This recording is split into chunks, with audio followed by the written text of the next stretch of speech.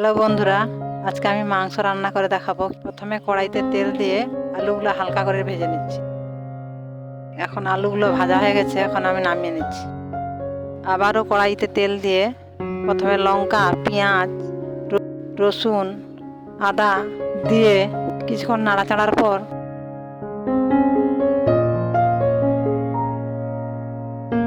বাটিতে হলুদ জল মিশিয়ে হলুদটা ঢেলে নাড়াচাড়া করছি। কিছুক্ষণ নাড়াচাড়ার পর মাংসটা কড়াইতে দিয়ে হালকা নাড়িয়ে নুন দিলাম।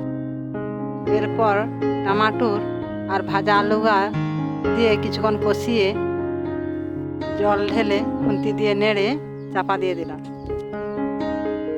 এই দেখো মাংসটা এখন হয়ে এসেছে। এরপর গরম মশলা বেটে কড়াইতে দিয়ে দিলাম। কিছুক্ষণ ফোটার পর মাংসের ঝোল এখন রেডি। ভিডিওতে একটি লাইক করে দিও। দেখা হচ্ছে পরের ভিডিওতে।